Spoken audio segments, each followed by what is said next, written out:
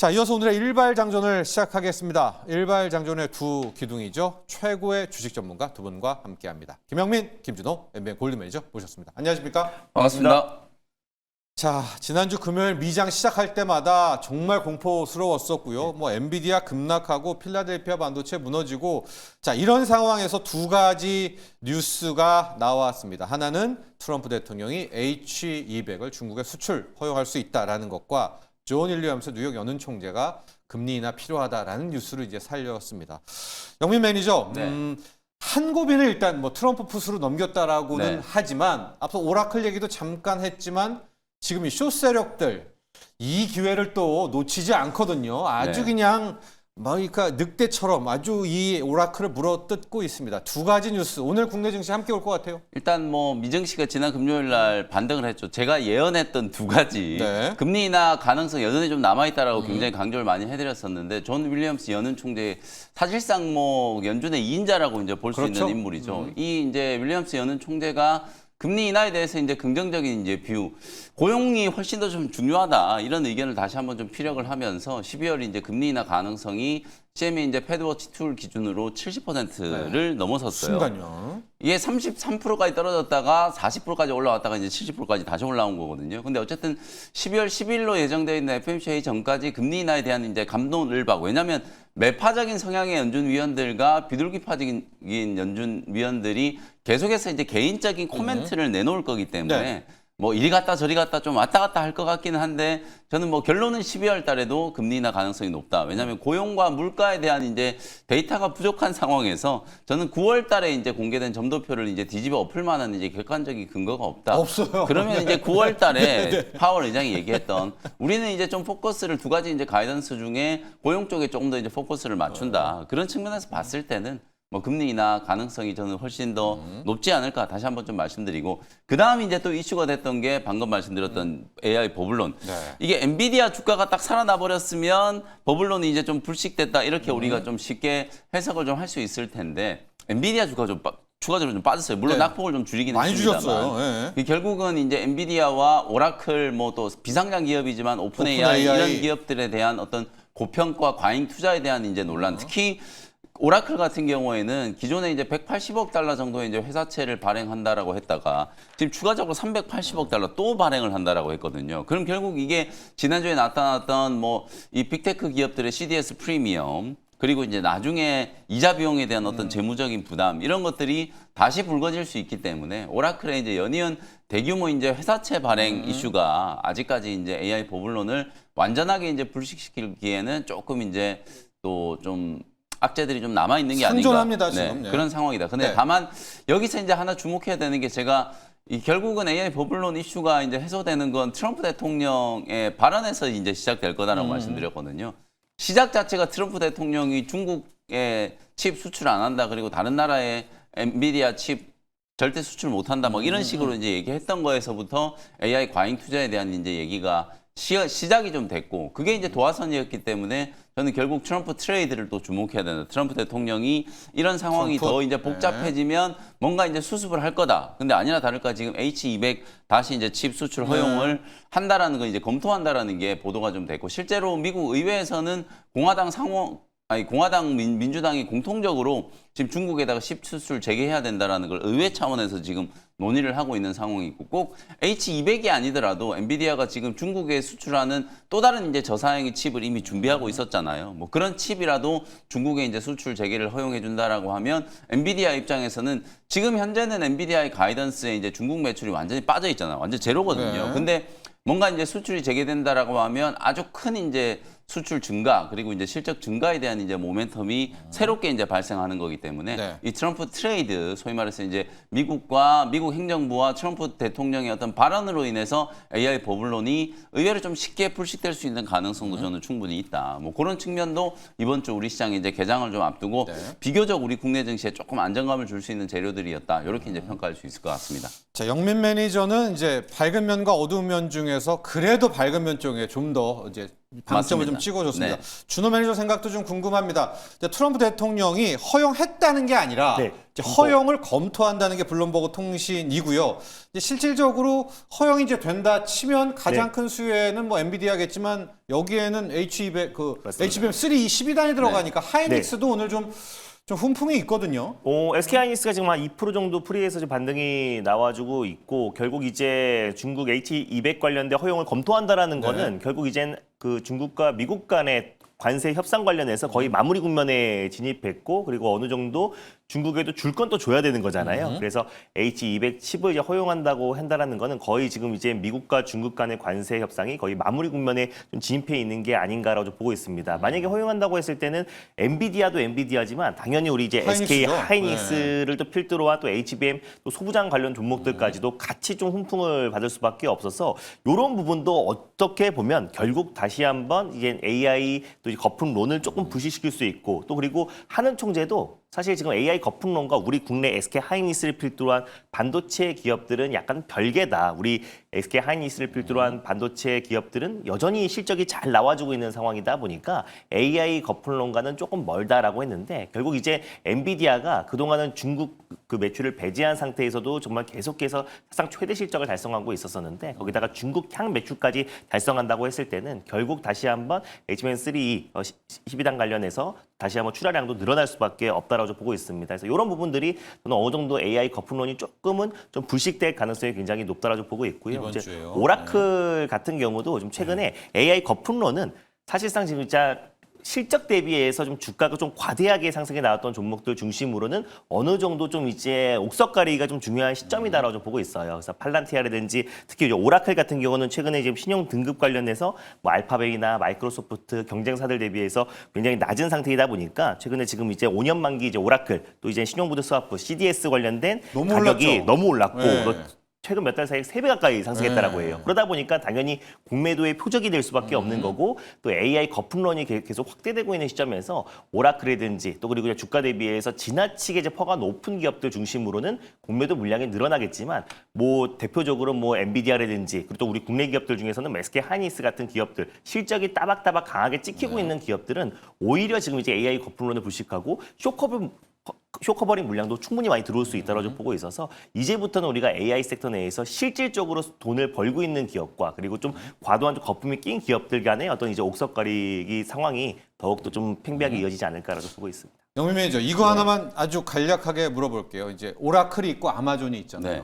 오라클이 만약에 힘들어진다. 이럴 때 지금 우리가 두려워하는 건 아마존도 같이 물귀신으로 데리고 들어갈까 이제 이 우려인데 그러니까 오라클은 힘들어도 아마존을 살 수 있다. 아니면은 같이 무너진다. 이거에 대한 판단인 것 같아요. 아니, 저는 둘 다 무너질 일은 없다라고 봐요. 일단은 이제 오라클이 지금 계속해서 회사채를 표절되고, 발행하는 네. 이유가 스타게이트 프로젝트를 오라클이 주도하고 있잖아요. 그러니 사업의 이제 주도권을 잡기 위한 이제 투자라고 이제 생각을 저는 하고 있거든요. 그리고 만약에 정말 만에 하나 얼마 전에 이제 미국 행정부에서 이제 그런 논란들이 좀 있었잖아요.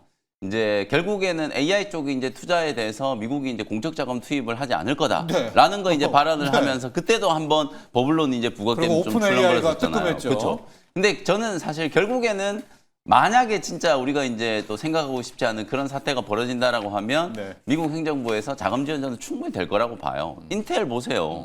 안 도와준다 그랬다고 지분은 그냥 인수를 해버리잖아요. 네. 그런 식의 이제 저는 조치는 분명히 취해질 거라고 보고 특히 이제 뭐 오라클은 조금 이제 수익 대비해서 좀 과도한 투자나 과해요. 과대평가 네. 뭐 이런 것들을 네. 이제 얘기를 할 수 있습니다만 아마존은 또 전혀 이제 별개죠. 돈을 워낙 잘 벌고 있고 메타도 저는 마찬가지라고 보거든요. 이 기업들은 아무리 AI 버블론이 이제 부각된다라고 하더라도 절대 투자를 멈추지 않을 거예요. 왜냐하면 투자를 멈췄다가 사실은 시장에서 이제 선점의 기회를 잃어버리는 게 기업의 이제 존립에 저는 훨씬 더 위협이 된다라고 네. 이제 보기 때문에 계속된 이제 투자를 좀 진행하면서 수익성이 어느 정도 입증된 기업들, 메타, 아마존 그리고 이제 뭐 마이크로소프트, 알파벳 그리고 비상장 기업이지만 오픈 AI 이런 기업들은 저는 뭐 생존의 위협을 받을 만큼 지금 뭐 재무적으로 네. 심각한 이제 위기에 처해 있는 상태는 아니다라고 이제 진단을 좀 해드리고 싶으니까요. 네. 둘 다 뭐 저는 살아남을 수 있는 가능성이 좀 높고 지금의 이제 AI 버블론은 충분히 뭐 제가 아까 계속 말씀드리는 것처럼 좀 쉬운 경로로 저는 회복이 좀 될 거라고 봐요. 이건 다분히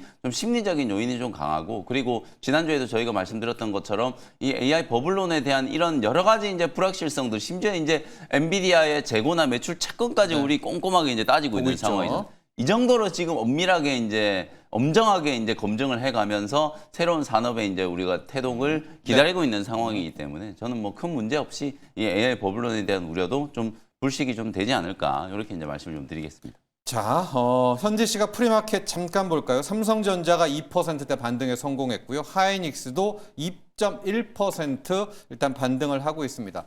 양대 대장주가 가니까 소부장에서도 한 1%대, 2%대에서 일단 반등들 나오고 있습니다. 잘 알다시피 프리마켓에는 외국인이 참여하지가 않습니다. 이제 이 흐름을 유지해서 본장까지 한번 흐름 봐야 될 것 같습니다. 준호 매니저. 네.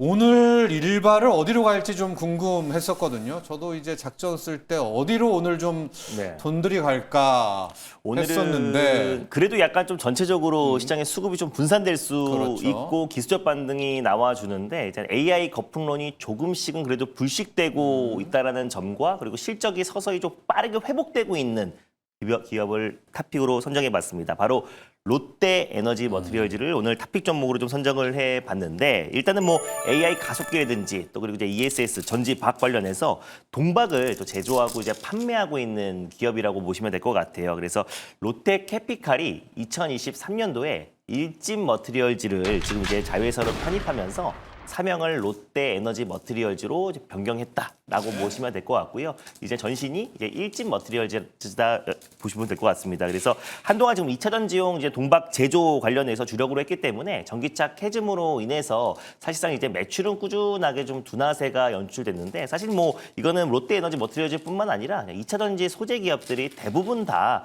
전기차 이제 캐즘으로 인해서 또 전기차 판매량이 좀 줄어들면서 결국 전체적으로 이제 실적 둔화세는 계속해서 좀 이어지고 있습니다. 근데 롯데 에너지 머티리얼즈 같은 경우는 최근에 약간의 좀 이제 반전의 어떤 모습을 좀 보여주고 있는 게 네. 결국 지금 이제 회로박과 그리고 ESS용 전지박 관련해서 이제 매출이 늘어나고 있어요. 대표적으로 2차 전지 소재 그리고 배터리 셀 기업들이 최근에 전기차 판매량이 아니라 ESS 시장이 정말 급부상하면서 특히 AI 전력난을 해소할 수 있는 가장 이젠 핵심 게임 체인저가 ESS가 될 거라는 어떤 전망으로 인해서 전체적으로 좀 빠르게 실적 성장세가 나와주고 있고요. 적자폭이 좀 축소되고 있다는 점이 가장 핵심이고, 회로박 관련해서 지금 이제 새로운 게임 체인저로 롯데 에너지 머티리얼즈의 어떤 향후 매출을 견인할 가능성이 굉장히 높게 점쳐지고 있습니다. 그래서 실제로 지금 이제 동박이 PCB 기판에 적용이 되면은 회로박이고요. 그리고 또 특히 음극지천제, 2차 전지의 접목이 되면은 전지박으로 사용이 됩니다. 네. 그래서 실제로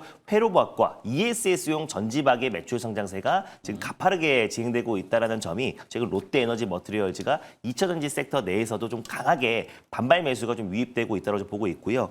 특히 AI 가속기라든지 ESS용 그리고 IT 기기용에도 들어가기 때문에 결국 지금 이제 엔비디아의 어떤 이제 AI 가속기 그리고 또 특히나 GPU 판매량이 늘어나면 늘어날수록 결국 이제 회로박의 수요도 같이 좀 늘어날 수밖에 없다라고 보고 있습니다. 그래서 이걸 대응하기 위해서 지금 이제 롯데 에너지 머티리얼즈 같은 경우도 지금 대규모 이제 캐파 증설을 지금 하고 있는 상황이다라고 보시면 될 것 같고요. 그리고 예. 특히 ESS 전지박의 어떤 매출도 지금 이제 늘어나고 있는 시점인데, 결국 이제 ESS가 좀 특히 고객사들 뭐 LG 엔솔도 그렇고 지금 삼성 SDI 그리고 또 이제 SK온 지금 이제 국내 배터리 3사들도 ESS 쪽에 지금 집중을 하고 있는 상황이잖아요. 그래서 고객사 대용량 ESS 관련된 수요가 본격적으로 좀 진행이 되면서 내년까지 ESS 매출만 25%가 늘어날 것으로 좀 전망되고 있는 모습입니다. 그래서 결국 ESS도 AI 인프라의 가장 이제 핵심으로 떠오르고 있는 시점이다 보니까 AI 거품론이 조금 불식되면은 결국 다시 한번 ESS용 전지박 수요도 같이 늘어날 수밖에 없다라고 보고 있고요.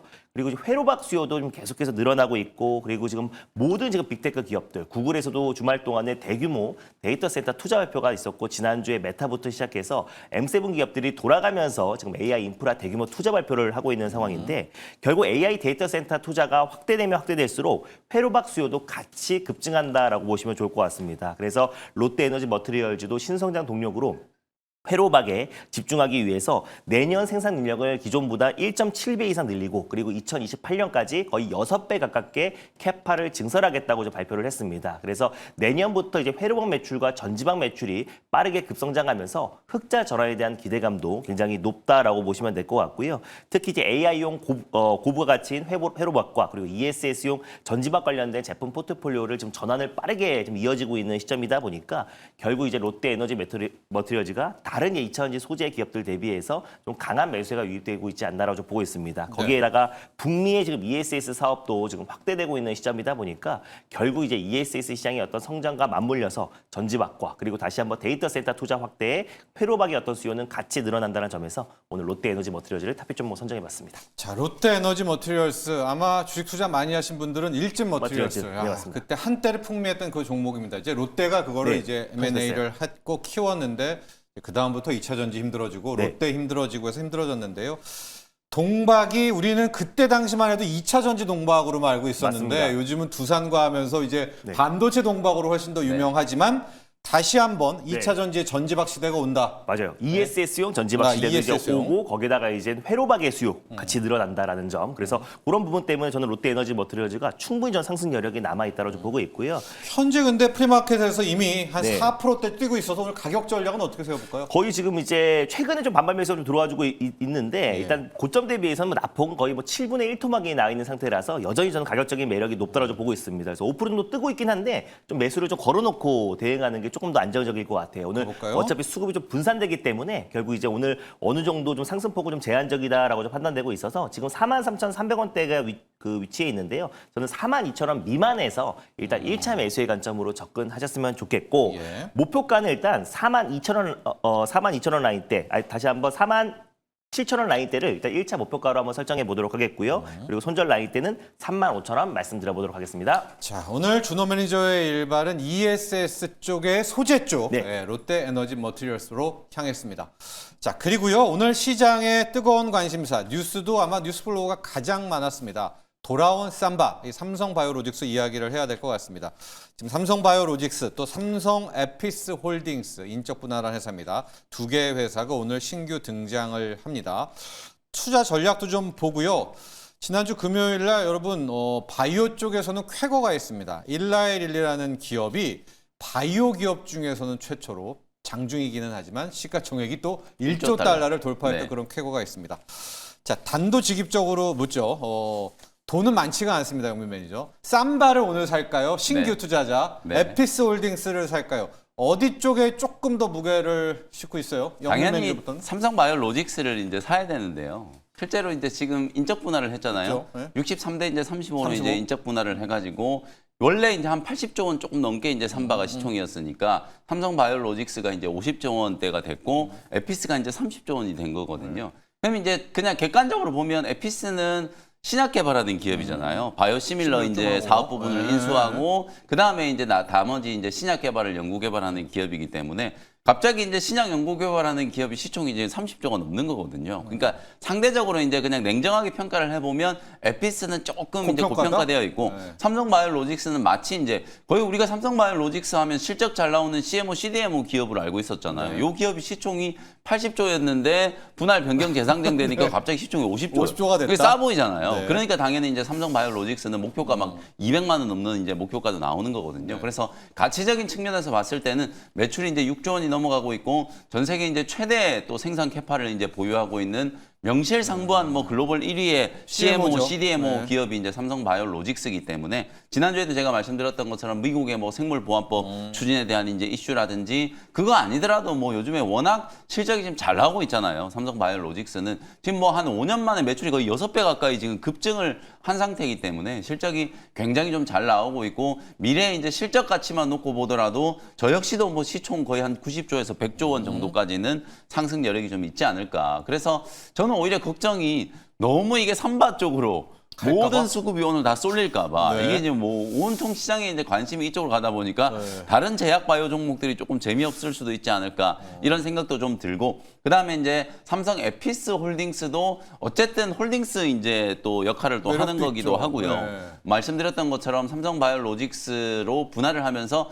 바이오 에피스 같은 경우에는 기업 가치를 또 어떻게 끌어올려서 지금 현재 30조 원의 시가총액을 좀 정당하기 위해서는 신약 개발에 대한 성과를 만들어야 되잖아요. 네. 그러니까 지금 주력으로 이제 하고 있는 바이오시밀러 외에 ADC 항암제 쪽에 간대요. 삼성 에피스가 네. 굉장히 주목을 좀 많이 하고 있거든요. 투자도 많이 해놨고 국내에도 관계 기업도 많아요. 오늘 제가 일발 종목으로 준비해온 기업도 바로 이제 그런 측면의 관계 기업이라고 보시면 되고 네. 바이오 에피스가 이제 준비하고 있는 ADC 항암제가 곧 이제 임상에 또 진입을 할 거기 때문에 그런 부분들을 감안하면 추후에 이제 삼성 에피스 홀딩스도 굉장히 좀 공격적인 신약 개발 분야에 하나. 이제 투자가 네. 진행될 수 있다. 그래서 뭐 잠재적인 가치를 보면 이제 삼성 에피스가 만약에 주가가 오늘 많이 밀린다라고 하면 저는 좀 받을 필요도 있다. 100만 원 밑에서 충분히 좀 그러나 받을 수도 쌈바다. 있다라고 보거든요. 다만 이제 결론적으로 선택을 한다면 당연히 이제 삼성 바이오로직스를 최우선으로 두셔야 된다. 이렇게 말씀 좀 드리겠습니다. 준호 매니저는 어때요? 삼바와 에피스 홀딩스. 좀 안정적인 투자를 하기 위해서는 당연히 삼성바이오로직스고 약간 좀 성장성에 무게중심을 둔다고 했을 때는 이제 삼성 에피스 홀딩스가 될 수 있다라는 네. 거. 왜냐면 이제 이재용 회장도 결국 이제 삼성바이오로직스 이제 송도공장을 찾아서 재작년 정도에 찾았던 것 같아요. 그때 이제 삼성바이오로직스의 이제 미래 성장 동력은 ADC다라고 언급을 했어요. 신약 개발 하고 싶어한 맞습니다. 마음도 내비쳤거든요. 네, 그래서 분명히. ADC가 이제 앞으로 삼성바이오로직스의 이제 미래 먹거리다라고 언급하면서 네. 실제로 리가켄바이오와 ADC 관련된 협력을 하고 있는 상황이잖아요. 그래서 결국 이제 삼성 에피스 홀딩스의 이제 ADC 관련된 사업의 성장성을 보시는 분들은 약간 좀 이제 야수의 심장으로 삼성 에피스 홀딩스도 괜찮지만 안정적인 어떤 캐시카우와 그리고 CDMO 쪽에 어떤 탄탄한 매출처가 확보되어 있고 이미 지금 그 CDMO 가치만 본다고 하더라도 91조에서 지금 105조로 지금 상향이 되어 있는 상태인데 시가총액이 50조다 보니까 출발하죠. 이제 상대적인 어떤 좀 저평가 국면으로 삼성 바이오로직스로 이제 먼저 들어갔다가 적당한 수익을 챙기고 그 상태에서 이제 삼성 에피스 홀딩스가 어느 정도 차익 실현이 출해돼서 조정이 나오지면은 삼성 바이오로직스 수익 챙긴 걸로 그대로 삼성 에피스 홀딩스로 넘어가는 전략이 그래도 지금 현 시점에서는 가장 좀 안정적인 전략이 아닌가라고 좀 보고 있습니다. 자, 삼바와 에피스 홀딩스. 뭐 기존에 들고 계셨던 분들은 65대 35로 딱 갖고 있어서 큰 고민은 안 하셔도 될 것 같은데 그렇죠. 이제 신규 투자자들은 오늘 참 고민이 많이 될 것 같습니다. 삼바 쪽에 한 표고 준호 매니저는 삼바와 에피스인데 하여간 삼바를 먼저. 예, 삼바를 삼바를 먼저. 저는 약간 에피스 쪽이 땡겨요. 왜냐면 약간 우리 케이징 씨가 뒤통수를 그러니까요. 치니까 네. 약간 이럴 때 오히려 좀 에피스 쪽도 저는 한 표를 좀 던지고 싶습니다. 관련해서 바이오 리뷰를 하나 할 텐데요. 저희가 늘 이제 D&D 파마텍 인벤티지랩, D&D 파마텍 인벤티지랩 비교도 많이 해드렸고 맞습니다. 많이들 했었는데요. 리뷰는 인벤티지랩으로 가도록 하겠습니다. 지난주 금요일 날 어쨌든 두 종목이 네. 살려줬어요. 네. 맞습니다. 이제 D&D 파마텍, 인벤티랩 둘 다 지난주에 좋은 또 호재들이 좀 있었어요. 실제로 지금 또 시장에서 좀 이슈가 되고 있는 게 12월 초로 지금 예정되어 있는 노보노디스크의 세마글루타이드를 가지고 이게 이제 알츠하이머 치료제로도 확장이 가능하다라는 확장하는 거. 거. 지금 네, 3상에 대한 네, 이제 네, 결과가 네. 12월 초에 발표될 거기 때문에 만약에 이것도 임상 3상 성공했다 이런 평가가 좀 나오면 와 정말 GLP-1 유사체는 정말 꿈의 끝이 신약이다. 없구나. 네. 이렇게 이제 저는 네. 될 거라고 보거든요. 그래서 D&D 파마텍은 지난주에 이제 또 어떤 이슈가 있었냐면 이 D&D 파마텍이 최대 주주로 있는 이제 바이오텍 기업이 이 알츠하이머 치료제의 어떤 기전을 이제 연구하기 위한 뇌 의료 분야에 이제 굉장히 좀 탁월한 이제 기술력을 가지고 있는 거거든요. 거기에 이제 사실 D&D 파마텍이 이제 투자를 해가지고 최대 주주로 지금 올라가 있는데 요 회사를 이제 운영하는 발테드 테라퓨틱스라고 하는 회사를 운영하는 회사가 운영하는 이제 인물이 테드 존슨이라고 하는 그 존스 홉킨스 의대 교수님이에요. 예. 그 테드 존슨하고 그다음에 이제 발리나 도슨 요 두 분이 이제 부부 관계거든요. 네. 그 앞자리를 따가지고 이제 발자하고 테드를 따서 발테드라고 발테드. 이렇게 이제 이름이 붙어 있는데 네. 왜 갑자기 요 얘기를 하냐면 네. 이 D&D 파마텍의 이슬기 대표가 존스 홉킨스 의대 교수 출신이에요. 그때 은사로 모시던 분이거든요. 그렇게 이제 연이 닿아가지고 D&D 파마텍이 지금 최대 주주로 투자를 해놓은 이제 기업인데 그 이제 이슈가 부각이 좀 되면서 이제 됐고. D&D 파마텍도 주목을 좀 받고 있고 그 다음에 이제 인벤티랩은 또 지난주 금요일 장이 끝날 때 초대형 호재가 하나 나왔어요. 기술 이전은 아니지만 뭐 MTA 이제 수준이라고 이제 보시면 되는데 두 번째 이제 MTA가 체결이 됐거든요. 작년 9월 달에 이제 베링거 인게라임하고 첫 번째 이제 MTA가 체결이 됐고 지난 금요일 날 두 번째 이제 MTA가 체결이 됐는데 저는 이 재료가 굉장히 중요한 재료라고 보는 게 사진을 좀 열어주시면 네. 베링거 인게라임이라고 하는 기업이 총 8개 정도의 펩타이드 신약 후보 물질을 보유하고 있어요. 펩타이드 현재. 기반의 8개 정도 이제 신약 후보 물질을 보유하고 있는데 나머지 6개는 보면 안질환과 그리고 이제 항암제 분야라고 보시면 되거든요. 예. 그리고 이제 이 6개 파이프라인은 이미 다른 기업 쪽으로 1개월 제형의 이제 장기 약물 플랫폼 기술 이전이 되어 있는 상태예요. 특히 안질환과 관련해서 리바나 테라퓨틱스라고 하는 기업이거든요. 이 기업이 지금 2개의 후보 물질에 대해서 1개월 제형 개발하는 것과 관련해서 총액 1조 5천억 정도 규모의 기술 이전을 성사를 시켰어요. 파트너십이 됐네요. 네. 예. 근데 우리가 여기서 이제 생각해 봐야 되는 게 그럼 총 이렇게 8개 펩타이드 기반의 약물이 있는데 요번에 이제 약물도 공개가 안 됐거든요. 공개는 안 됐지만 지금 제가 보여드리는 거예요. 2개가 작년에 이제 체결이 된 게 요 2개 중에 하나고요. 그다음에 이번 주 체결된 게 둘 중에 하나라고 보시면 되거든요. 그러면 결론적으로 베링거 인게라임이 비만 치료 약물 이제 GLP-1 유사체를 장기 약물 플랫폼을 이제 개발하는 파트너는 결국은 인벤티지랩밖에 없는 거예요. 보유하고 있는 2개의 파이프라인 다 지금 인벤티지랩과 MTA 계약을 체결을 했기 때문에 예. 이건 본계약이 체결될 수 있는 가능성이 굉장히 높다라는 걸 의미하는 거겠죠. 그리고 이제 또 하나 주목해볼 포인트가 계약의 금액. 네. 만약에 계약이 성사된다라고 하면 어느 정도 이제 금액이 나올 건가. 방금 제가 말씀드렸던 것처럼 라비나 테라퓨틱스가 안질환, 물론 이제 안과 질환도 굉장히 중요하긴 합니다만 네. 시장의 규모로 봤을 때는 비만 치료제하고 지금 비교가 안 되잖아요. 근데 이 안과 질환과 관련된 장기약물 플랫폼 제형 변경 개발을 1조 5천억 정도의 이제 기술 이전을 했다라고 하면은 만약에 베링거 인게라임과 인벤티랩이 최종적인 기술 이전을 체결을 한다면 최소 1조 5천억 이상은 되지 않을까. 그렇게 우리가 추정할 수 있는 거예요. 비만 당뇨 사이즈가 더 크니까. 훨씬 더 크니까. 훨씬 크니까. 시장 네. 가치를 감안해 봤을 때는 이쪽 분야가 훨씬 더 시장성이 좀 높으니까 만약에 이제 기술 이전 계약 단계로 최종적으로 성사가 된다라고 하면 최소한의 1조 5천억 정도 이상의 딜이 이제 성사가 되지 않을까. 그렇다라고 하면 또 우리나라 이제 바이오 플랫폼 기업들 중에 또 다른 이제 쾌거를 하나 이제 만드는 거나 마찬가지거든요. 언제 또 라이센스 아웃 계약이 체결될지는 모르겠으나 이번에 또 한 번 베링거 인게라임과 MTA 계약이 체결됐다는 건 인벤티랩이 보유하고 있는 IBL 이제 드러그 플로이드 이 플랫폼 기술의 강점을 또 한 번 이제 입증을 좀 했다. 이렇게 이제 평가를 할 수 있는 거기 때문에 네. 뭐 인벤티랩도 굉장히 좀 좋은 호재. 특히 비교 기업들과 이제 비교를 해봤을 때 시총이 지금 1조가 안 되는 유일한 지금 비만 플랫폼 기업이거든요. 굉장히 좀 저평가되어 있는 상황이기 때문에 뭐 인벤티랩이 주가는 충분히 더 추가적인 상승이 좀 나타나지 않겠는가 이렇게 이제 전망을 좀 해드리겠습니다. 자, 인벤티지랩, 베링거 인게라임과 MTA, 그러니까 MOU 정도라고 좀 생각을 네, 하는데 물질 강력한 이전입니다. MOU입니다. 완벽하게 기술 이전하진 않았지만 공동 연구하겠다. 또 뭐 비밀 유지 조항도 있고 뭐 그렇더라고요. 그렇습니다. MTA도 네. 상당합니다. 비만 당뇨 쪽에 갖고 있는 그 후보 물질로 아마 인벤티지랩의 장기 지속형 플랫폼이 네. 있지 않습니까? 그쪽이 아닌가. 여기에 대한 기대를 또 한번 해보도록 하겠고요. 자, 현재 업앤다운을 한번 보도록 할 텐데 프리마켓에서 로봇 쪽이 솔직히 좀 들어옵니다. 왜냐하면 하이젠 RNM이 지금 한 7%대로 맞습니다. 거의 프리마켓 쪽에서는 상승률이 가장 크지 않나라는 이제 생각을 해 보는데요. 지금 SPG가 리뷰로 네. 준비되어 있는데 현대 모비스가 저는 깜짝 놀랐던 게 준호 네. 님도 이야기한 대로 지금 네.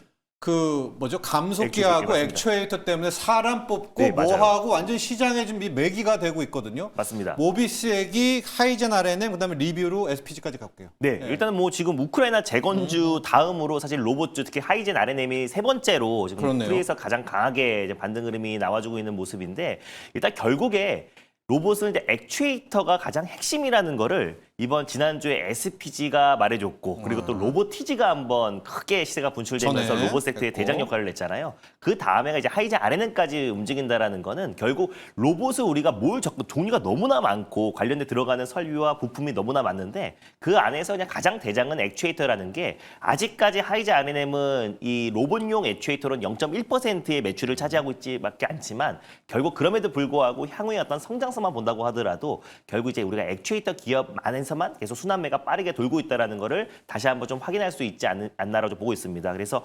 지난주에도 지금 SPG가 좀 강하게 시세가 들어온 이후에 결국 LG 향 액추에이터 기업 중에서 LG 모터 사업부에서 분사된 하이젠 RNM이 지금 한 8% 정도 반등 나와주고 있는데 결국에 지금 이제 국내 특히 이제 산자부에서 지금 지정한 휴머노id 로봇, 특히 액추에이터에서는 지금 하이젠 RNM이 지정됐다, 주간 기업으로 선정됐다라고 말씀을 네. 드렸었잖아요. 그래서 결국에 이제 하이젠 RNM도 향후에 또 LG전자가 지금 액추에이터 쪽에 이제 진심이라는 걸 다시 한번 좀 보여줬고, 기술력 있는 로보티즈도 이미 2대 주주로 들어가 있고요. 그리고 또 이제 또 LG 그룹의 결국 R&D 투자를 담당하고 있는 LG 사이언스 파크와도 SPG와 공동으로 이제 액추에이터를 개발한다고 있기 때문에 그만큼 지금 LG전자가 자체적인 어떤 이제 공급망, 밸류 체인을 만드는 계열화네요. 과정에서 네. 맞습니다. 네. 독점 계열화에서 하이젠 RNN과도 충분히 협업을 할 수밖에 없다. 왜냐하면 그동안 모든 LG전자의 가전제품에 들어가는 감속기를 하이젠 RNM이 이제 담당을 했고, 거기다 그 기술력으로 결국 로봇 액추에이터 쪽으로도 진출한 기업이다 보니까 LG전자가 지금 로봇의 진심이고, 특히 AI 로봇 관련된 특허는 글로벌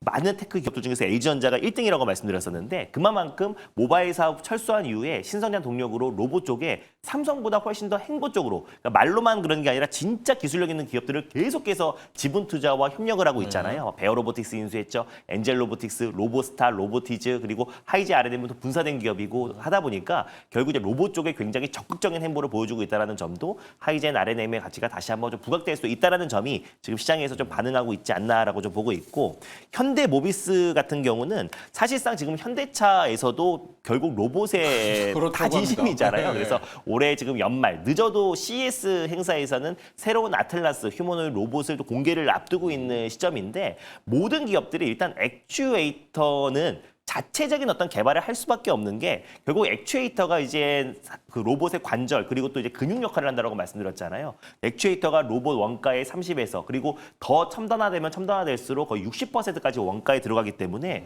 결국 그거를 외주에서 받아버리면은 휴머노id 로봇을 잘 만들어도 대부분의 다 로열티를 액추에이터 기업으로 갈 수밖에 없는 거기 때문에 자체적으로 액추에이터는 자체 생산을 할 수밖에 없는 구조다. 그래서 삼성도 SPG와 협력해서 액추에이터를 개발하고 있고, LG도 SPG랑 협력해서 액추에이터 개발하고 있고, 그리고 이제 테크 기업들도 로보티즈와 또 협력하고 있고, 그러니까 현대는 어차피 그 자동차와 로봇과 그리고 또 실질적으로 이제 자율주행 이런 부분들이 메커니즘이 똑같다라고 말씀드렸잖아요. 그래서 현대 모비스도 자동차 액추에이터를 만들다가 결국에 이제 로봇 액추에이터로 갈 수밖에 없는 게, 간답니다. 현대차는 네. 결국 네. 이제 로보틱스 기업으로 이제 전환을 앞두고 있는 시점이다 보니까 다 대부분 현대차 계열사들이 체질 개선에 나선다. 다만 이제 현대 모비스는 이제 액추에이터 쪽에 아직은 이제 매출이 발생하지 않았고 개발 단계다 보니까 제가 오히려 현대오토 에버가 현 시점에서는 꾸준하게 매출 성장이 나아지고 있기 때문에 현대의 대장은 현대오토 에버다라고 말씀드렸던 거고, 중장기적으로는 확실한 체질 개선과 관련된 실적이 나오기 시작하면은 결국 현대 모비스도 우리가 로보틱스 기업으로 그때부터는 정말 강력하게 매수를 해야 되는 종목 중에 하나다라고 좀 보고 있고요. SPG 같은 SPG 로 가야죠. 경우는 리뷰입니다. 유일하게 제가 그때 현대 모비스도 그때도 말씀드리면서 그냥 액추에이터는 대장은 SPG와 로보티즈다. 특히 SPG가 이제 LG 사이언스 파크와 같이 이제 공동 연구를 한다는 것부터가 이미 기술력을 인정받았다라는 거고, 결국 로보티즈와 SPG가 국내에서 액추에이터 쪽에 가장 로봇 관련된 매출을 많이 내고 있는 기업이자, 그리고 또 삼성과 LG의 언제든지 피인수나 또 지분 투자에 대한 가능성이 굉장히 높은 기업이잖아요. 그 가치가 이제 반영되면서 지난주 3거래일 동안 60% 이상의 상승 흐름이 나와줬습니다. 시장과 정말 무관하게 정말 강한 반등 흐름이 나와줬었는데, 이제는 우리가 로보티즈와 SPG 이 두 기업이 투트랙으로 우리가 액추에이터 쪽으로 계속해서 관심을 가질 필요가 있다. 저는 지금도 어느 정도 좀 3일 동안 강한 상승 흐름이 나와줬지만 저는 SPG가 상승 여력이 충분히 더 남아있다라고 좀 보고 있고요. 결국에 지금 이제 LG와 또 삼성, 그리고 저 또한 언젠가는 피인수 또는 지분 투자가 들어올 수밖에 없다라고 보고 있는 게, 가장 삼성의 입맛과 그리고 LG의 입맛에 맞을 수밖에 없는 게 같이 공동 개발을 했기 때문에 LG의 휴머노id 로봇과 삼성의 휴머노id 로봇이 공격적으로 출시됐을 때 거기에 당연히 감속기와 액추에이터는 SPG가 독점할 수밖에 없는 구조고, 액추에이터를 배제한다고 하더라도 정밀 감속기에는 국내 1등 기업이다 보니까 결국 이제 모든 로봇에 SPG의 감속기가 들어간다는 점만 봐도 로봇 쪽으로 확실한 매출이 발생하고 있는 기업은 SPG라는 점에서 오히려 지금도 저는 매수 관점으로 유효하다라고 좀 보고 있습니다. 자, 그런데 짝꿍을 좀 놓고 보면은요. 앞서도 하이젠 RNM 했지만 여기는 뭐 LG 거니까, 맞습니다. LG에서 분사됐으니까 LG 짝꿍이라고 하고, SPG는 지금 뭐 레인보우 로보틱스와 거의 한 팀이고. 한 팀.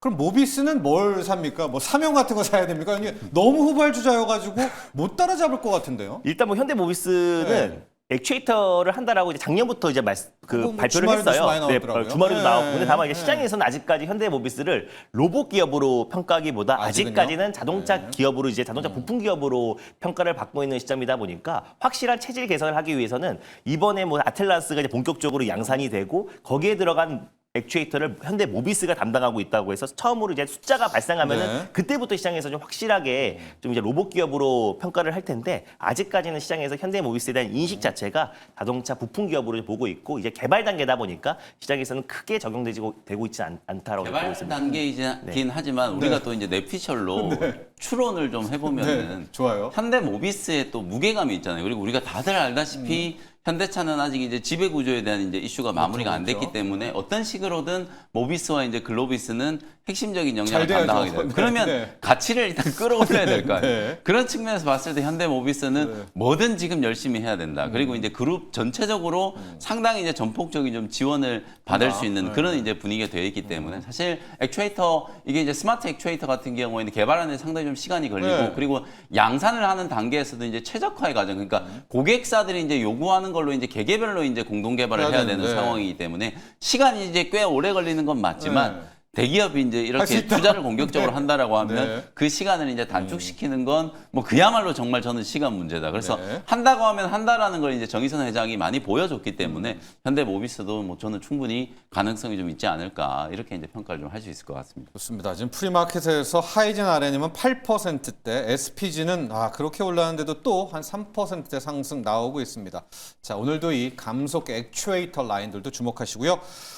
영민 매니저 오늘의 일발을 가야 네. 되는데 아까 힌트를 잠깐 주셨습니다. 네. 돌아온 삼바의 그렇습니다. 연관주 맞습니다. 많이들 기대하고 있거든요. 오늘 준비해온 종목은 인투셀이라는 종목을 네. 소개를 좀 해드리겠습니다. 사실 이 종목도 우리 일반 시간에 여러 차례 또 소개를 했습니다. 좀 해드렸었고 지난 이제 한 6월 7월 달 정도였나요? ABL 바이오의 이제 기술 이전이 반환이 되면서 야 이거 뭐 끝난 거 아닌가? 근데 오히려 제가 그때 굉장히 좀 좋은 기회다 말씀드렸었고 3만 원 후반, 4만 원 초반대 이제 공략하셨어도 거의 뭐 따블이 지금 나는 뭐 그런 정도 이제 시세가 분출이 좀 됐다라고 보시면 되겠습니다.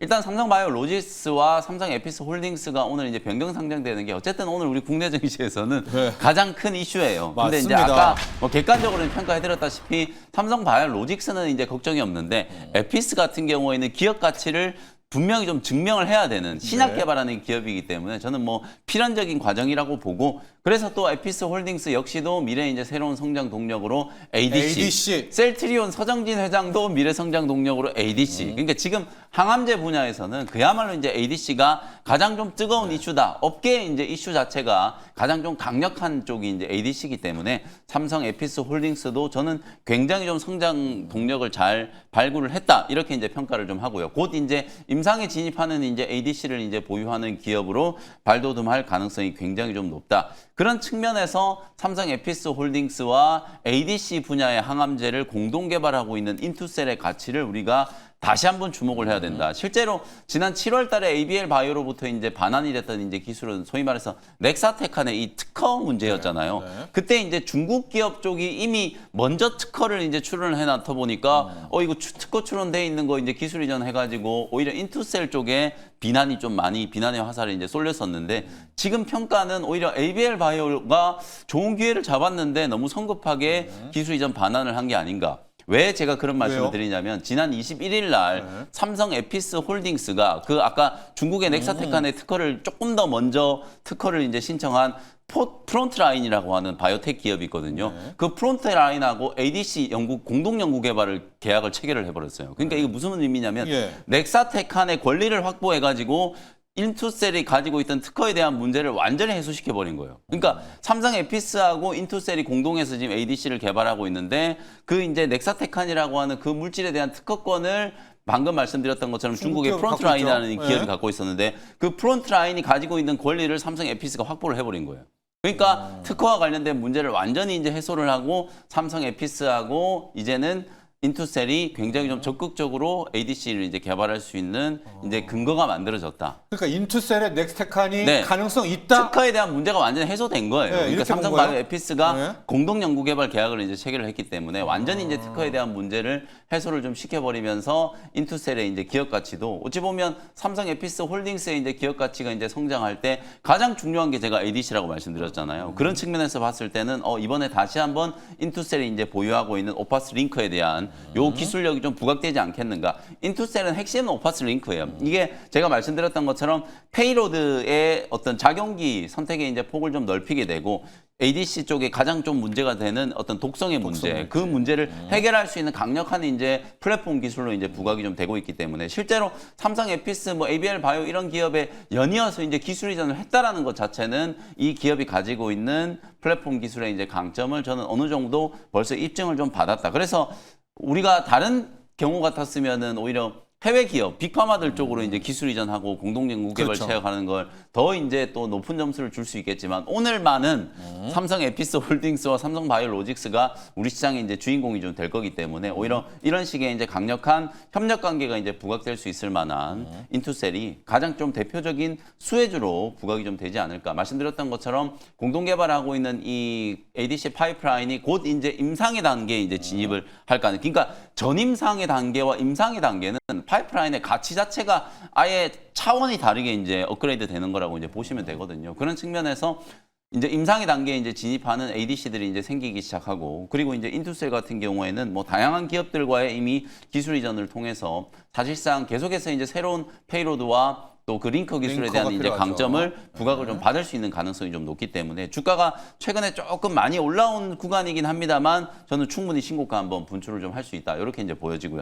차트 보면서 이제 좀 가격 전략 좀 설명 좀 드리면 예. 보시는 것처럼 뭐 주가도 굉장히 좀 이쁘게 단기 조정을 한번 거쳤어요. 조정 한번 주고 다시 이제 반등이 들어오면서 정고점을 좀 뚫을까 말까 이렇게 이제 조금 고민하고 있는 구간이기 때문에 오늘 에피스 홀딩스와 삼바가 이제 상장이 좀 되면 대표적인 수혜주로 부각되면서 정고점 정도는 시원하게 한번 좀 뚫어줄 수 있지 않을까. 사상 최고가는 이제 랠리가 충분히 좀 나타날 수 있는 위치다라고 이제 보고 현재가 6만 1,000원 정도에 이제 매수하는 가격 말씀 좀 드리고요. 목표가는 7만 원 정도, 손절가는 5만 4천 원 정도 참고해 보시면 되겠습니다. 자, 오늘 영민 매니저의 일발은 삼성 바이오 에피스 홀딩스의 관련주 인투셀입니다. 우리 ADC가 이제 폭탄을 쏘는 건데 암세포에 그 페이로드라는 거기 독극물을 그렇습니다. 달아가지고 쏘잖아요. 근데 그게 엄한 데 맞으면 안 되죠. 정확히 암세포를 네. 때려야 되니까 그 링커, 그 독극물 페이로드의 링커를 갖고 있는 게 그렇습니다. 바로 이제 인투셀이고 네. 이게 핵심입니다. 에피스 홀딩스와 연관들 꼭 확인하시기 바랍니다.